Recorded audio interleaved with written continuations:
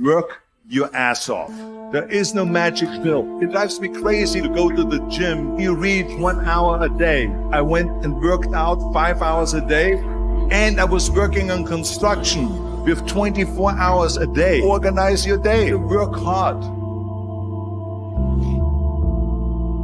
I'm here to talk about success. Enlightened self-interest. It's a fascinating study to study the idea of self-interest. But just make this note, all of us, have self-interest. The key is for it to be enlightened so that everybody wins and no one loses. Our first interest is to survive. What does it take to survive? Our second interest is to succeed. What does it take to succeed? What does it take for me personally to survive and to succeed? Can I legitimately be interested enough in the things that help me both succeed and survive? And here's what I discovered. The answer is yes. It's possible to exercise self-interest, but to do it in such a way. And what I know is that when you are excellent, you become unforgettable. People remember you. You stand out. Regardless of what it is, you become an unforgettable woman. And that is what we all want. We want to be unforgettable and not forgettable. So doing the right thing, even when nobody knows you're doing the right thing, will always bring the right thing to you. I promise you that. Why? Because the third law of motion is always at work. For every action, there's an equal and opposite reaction. That is so true in all of our lives. I've been protected. I've been directed. I've been corrected. I've kept God in my life and it's kept me humble. I didn't always stick with him, but he always stuck with me. So stick with him in everything you do. If you think you want to do what you think I've done, then do what I've done and stick with God. Number 2, fail big. That's right. Fail big. Today's the beginning of the rest of your life, and it can be very frightening. It's a new world out there. It's a mean world out there, and you only live once. So do what you feel passionate about. You don't have to personally be perfect. Are you hearing me? There are those of you right now, you should have cut a CD. You should have wrote a book. You should have got in school and got that degree. You should have started your own business. There's so many things you should have done. But you didn't do it because you're scared. You believe that you said scared of what? I ain't scared. You are scared. You are scared. You're scared of failure. You're scared to make a mistake. You're scared that you're not perfect. And I'm telling you today, you ain't got to be perfect. Are you hearing what I'm saying? You don't have to be perfect to get what you want, to do what you want, to have what you want, to be what you want. You don't have to be perfect. It's a lie. You don't have to be perfect, but what you have to do is perfect the day. That's what I want you to do. You'll never be perfect. As long as you're alive, there's always progress. You can always get better. But listen to me. I want you to practice perfecting the 24 hours. You hear me? 60 minutes in a day, 1,440 seconds. That's what I want you to concentrate on. I want you to concentrate on the now. When you start anything, when you start out on a path to anywhere, whether it be to learn something new, to create a business, to become more in shape, the first step, the first day, the first minute, you're excited. You're like, yeah, I'm going to do this. I'm going to kick ass, right? And the next day comes and you're like, man, this is a little tougher. And then you take another step and another step. And maybe you get to Thursday or Friday and you're like, this is pretty hard, man. And then what happens is the enthusiasm from the beginning of the process starts to fade out. You have a lot to offer. The fact that you're still here means that your business is not through yet.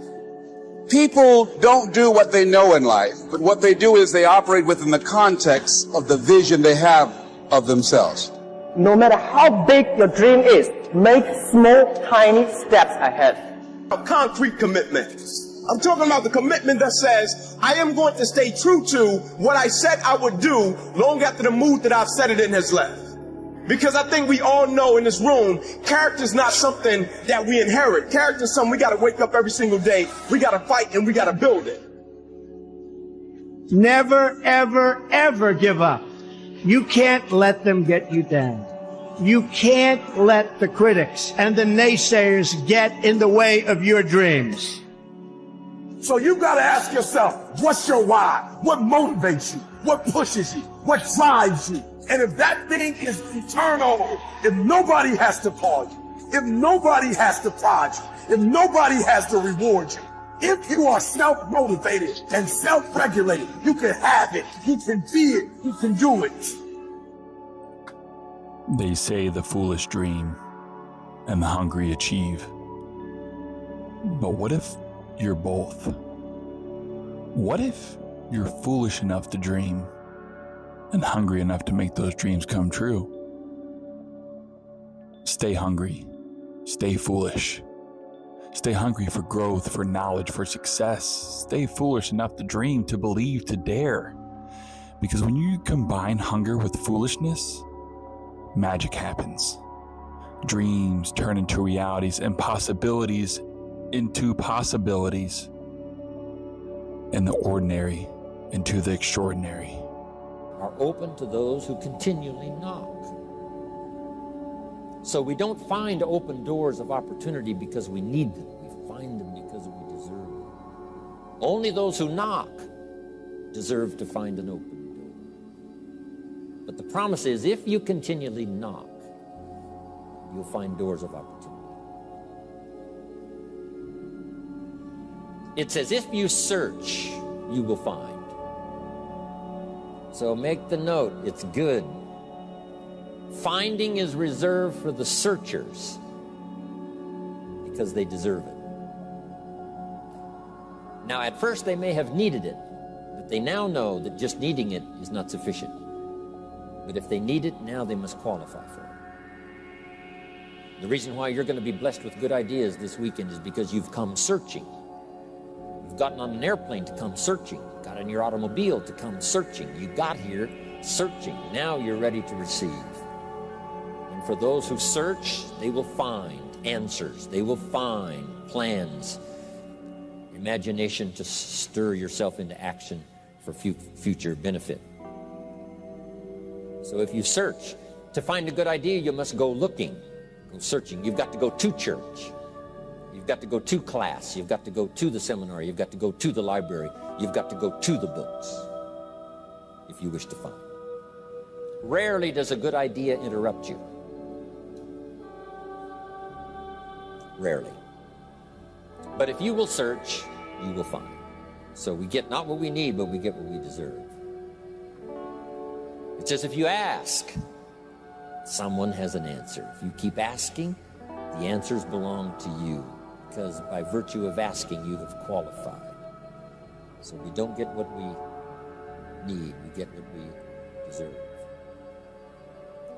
Because we have so many doubters, as I've said earlier, the no-sayers. We have so many of those people that say no and you can't do it, that's impossible. That is okay because we just turn off. As I said earlier, and we listen and we hear the no being a yes, you can't do it, you can't do it, and all of that. So that is possible to do that amongst all the negative people around you. But when you start doubting yourself, that's very dangerous. Because now what you're basically saying is that if my plan doesn't work, I have a fallback plan. I have a plan B. That means that you start thinking about plan B, and every thought that you put into plan B, you're taking away now that thought and that energy from plan A. Somebody came up to me. Hey, said, E.T., man, I'm tired, E.T. I'm tired, E.T. I put in the work, E.T. I'm not seeing the results, E.T. I'm ready to give up, E. I'm ready to give in. E, come on, E. I did what you told me to do. I read the book you told me to read. I put in the hours you told me to put in. E, I'm doing it, and I'm not seeing anything. Listen to me closely.